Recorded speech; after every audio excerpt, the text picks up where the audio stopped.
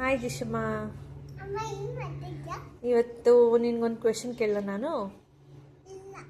ಇವಾಗ ಮೊಮ್ಮ ಕ್ವೆಶನ್ ಕೇಳುತ್ತೆ, ನೀನು ಅಮ್ಮಂಗೆ ಸೊಲ್ಯೂಷನ್ ಕೊಡ್ತೀಯಾ ಏನಂತ?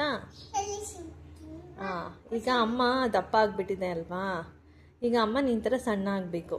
ಈಗ ಸಣ್ಣ ಆಗಬೇಕಂದ್ರೆ ನಾನೇನು ಮಾಡಲಿ?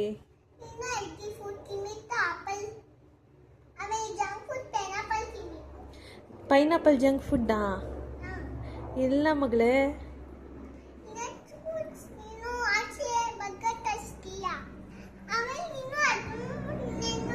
ನಾನು ಬರ್ಗರ್ ತರಿಸಲ್ಲ. ನೀನೇ ತಾನೇ ಅಮ್ಮ ಪಿಜ್ಜಾ ಬೇಕು, ಬರ್ಗರ್ ಬೇಕು, ಆರ್ಡ್ರ್ ಮಾಡು ಅಂತೆಲ್ಲ ಕೇಳ್ತಾ ಇರೋದು. ಹೆಂಗೆ ಮಾಡಬೇಕು? ಹಾಂ, ಹಂಗೆಲ್ಲ ಮಾಡಿದ್ರೆ ಸಣ್ಣ ಆಗ್ತಾರಾ? ಇದೆಲ್ಲ ಯಾರು ಹೇಳ್ಕೊಟ್ರು ನಿನಗೆ? ಹೌದಾ, ಯಾವ ಟೀಚರ್ ಹೇಳ್ಕೊಟ್ರು? ನಿಮ್ಮ ಟೀಚರ್ ಹೆಸರೇನು? ಮ್ಯಾಮ್ ಅಂತಲೇ ಕರೀತಾರೆ ಟೀಚರ್ನ.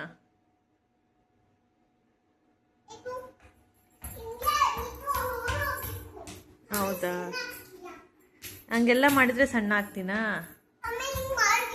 ಹಾಂ, ಹಂಗೆಲ್ಲ ಮಾಡೋಣ ಅಂತಂದರೆ ನೀನು ನನಗೆ ಟೈಮ್ ಕೊಡಲ್ವಲ್ಲ. ಅಮ್ಮ ಆ್ಯಪಲ್ ಕಟ್ ಮಾಡಿಕೊಡು, ಅಮ್ಮ ಆರೆಂಜ್ ಬಿಡಿಸ್ಕೊಡು, ಅಮ್ಮ ಅದು ತಿನ್ನಿಸು, ಅಮ್ಮ ಇದು ತಿನ್ನಿಸು, ಅಮ್ಮ ನಾನು ಸ್ನಾನಕ್ಕೆ ಹೋಗಬೇಕು, ಅಮ್ಮ ನಾನು ವಾಶ್ರೂಮ್ಗೆ ಹೋಗ್ಬೇಕಂತ ಹಿಂಸೆ ಇರ್ತಿರ್ತೀಯ ನನಗೆ. ಅಮ್ಮಂಗೆ ಟೈಮ್ ಕೊಡಬೇಕಲ್ವ ನೀನು.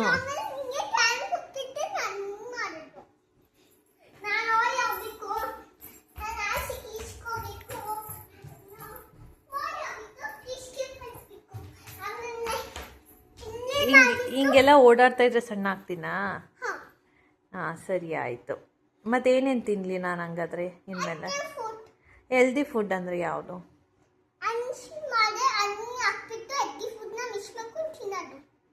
ಹೌದಾ, ಹಂಗಾರೆ ಬರೀ ನಾನೀಗ ಅನ್ನ ಏನು ತಿನ್ನೋದು ಬೇಡ, ಬರೀ ಆ್ಯಪಲ್ಲು, ಆರೆಂಜು, ಪೈನಾಪಲ್ ಅದೇ ತಿನ್ನಬೇಕಾ? ಅನ್ನನೂ ತಿನ್ನಬೇಕಾ?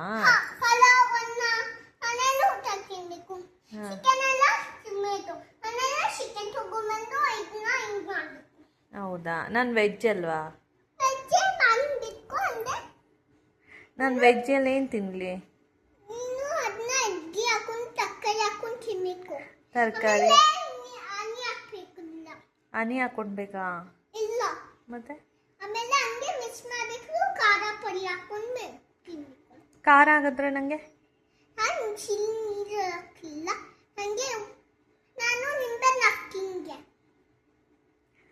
ಓಕೆ. ಮತ್ತು ನೀನು ಕೇಳಬಾರ್ದು ನನಗೆ ಬರ್ಗರ್ ಕೊಡು, ಪಿಜ್ಜಾ ಕೊಡಿಸು ಅಂತ. ಅವಾಗ ಅಮ್ಮನೂ ತಿನ್ಬಿಡುತ್ತೆ. ಆಮೇಲೆ ಅಮ್ಮ ಮತ್ತೆ ದಪ್ಪ ಆಗಿಬಿಟ್ರೆ ಅದಕ್ಕೆ ನೀನು ಇನ್ಮೇಲೆ ತಿನ್ನಲ್ಲ ತಾನೆ ಬರ್ಗರು ಪಿಜ್ಜಾ ಎಲ್ಲ.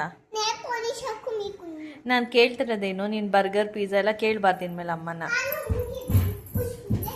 ನೀನು ನಂಗೆ ಜಂಪಿಂಗ್ ಆದರೂ ಮಾಡ್ಕೊ, ಏನಾದರೂ ಮಾಡ್ಕೊ, ನೀನು ಜಂಕ್ ಫುಡ್ ಕೇಳಬಾರ್ದು. ಅಮ್ಮ ಡಯಟ್ ಮಾಡುತ್ತೆ, ನೀನು ಹೆಲ್ದಿ ಫುಡ್ ತಿನ್ನಬೇಕು.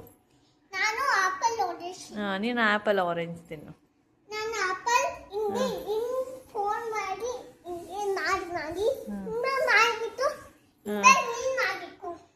ಹ್ಞೂ